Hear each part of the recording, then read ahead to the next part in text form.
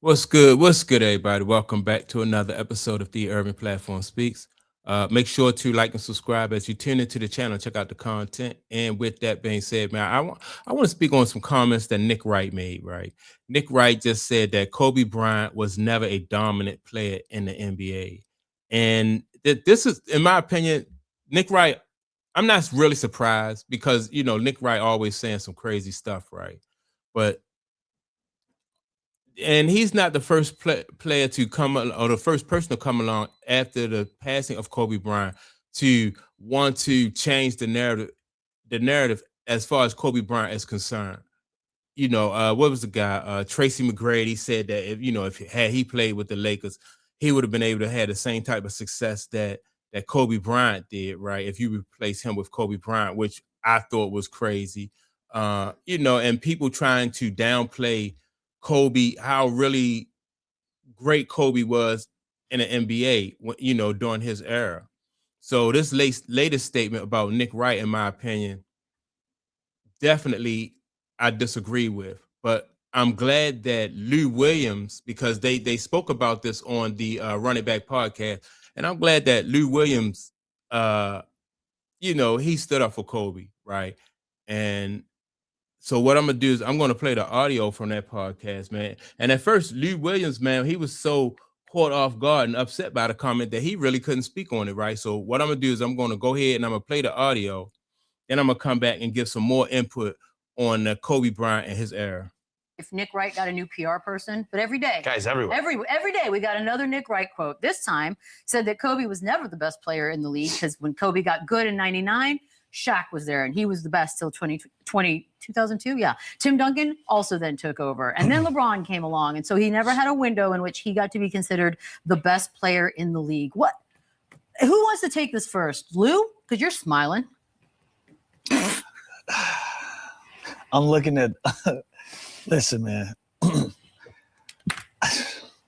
You go, Chandler. Oh, boy. I will say Shaq on these teams, I would think, were the best player on those Lakers teams. Shaq 2001, Shaq, I think, is like the greatest player of all time. I think that's the most dominant player of all time.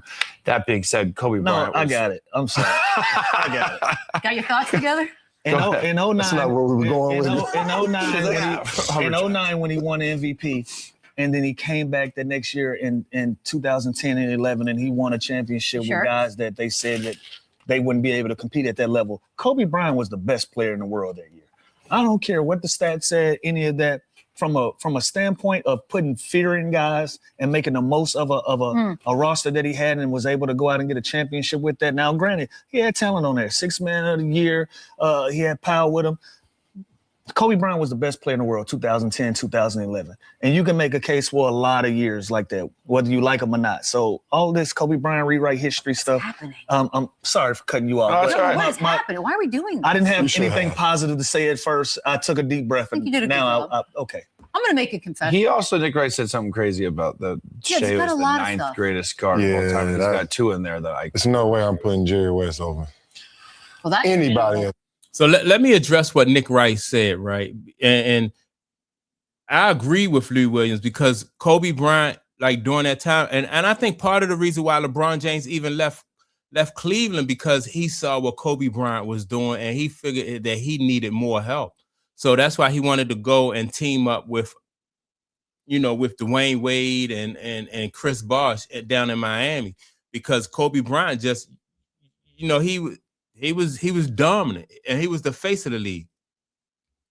Now, so Nick Wright said that when Shaq was there, Shaq was the best. I agree with that. For those years that Shaq was in LA, I agree that Shaq was the best player on the team. Now, once Shaq left and he went to the Magic. Did he go to the Magic? I don't know where Shaq went. I forgot where he went. I think he went to Miami. He went to Miami, and then you had, Kobe was the man on that team, and Kobe was doing his thing, right? Kobe just was so, in my opinion, he was dominant, and I don't know, man. I just think that when these guys like Nick Wright say the things that they saying, I think it's more so just for clickbait and to get them people talking But if you want to be honest about it, I don't think that Nick Wright himself even believes that Kobe Bryant was never dominant. Because, like I said, when Shaq hit the league, I mean, when Shaq and Kobe was together, it was, it was more so about Shaq. Now, when Shaq leaves, Tim Duncan was still there. So, and Tim got 5 rings, Kobe got 5 rings. But remember, when LeBron James hit the league, he didn't hit the league and dominate it right away, and was like a dominant player right away. When LeBron came in, what was it? Is 2003. So the Cleveland Cavaliers, they did go to a championship early in LeBron James's career, but they wasn't seen as somebody who was, who was blocking away or who was challenging every year, like like that. And so it was, in my opinion, it was more so about Kobe than it was LeBron James. And Dwayne Wade, what was the guy name?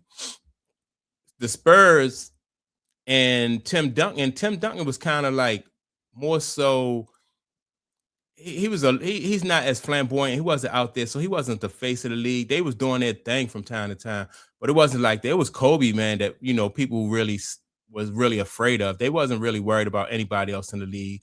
LeBron James was not.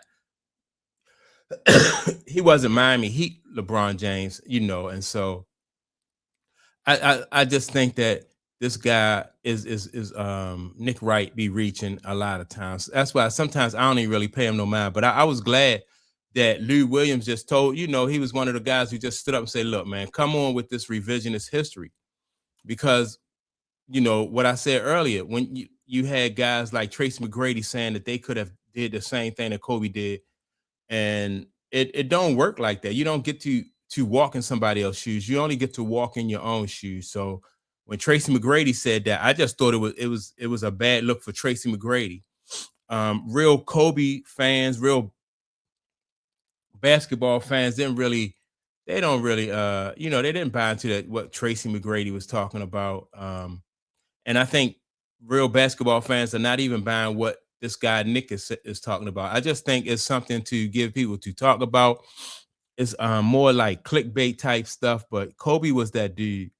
And LeBron James was not ready to take over the reins in the NBA. Not even, at all when Kobe was still playing. So, and that's, my opinion. But this guy, Lou Williams, man, I was glad he stood up and just was honest about the situation. Kobe won 5 rings. And how are you going to win 5 championship rings? 3 with Shaq, 2 without Shaq. And so the 2 that he won, he was definitely, in the conversation as one of the most dominant basketball players in the league, So I don't know what this guy Nick Wright is talking about. And I think Nick Wright is, in my opinion, on his way to losing his credibility, if he haven't lost it already, because some of the takes he's saying, like, it, I don't know how people even take this guy serious with some of the things that he says. So Nick Wright, I think he's just looking for clicks and views. So that's my opinion. I'm glad that Lou Williams came on and was more honest about the situation. And that's it. Make sure to like and subscribe to the channel. Don't forget to leave a comment. And with that being said, I'm going to check you all out in the next video. Peace.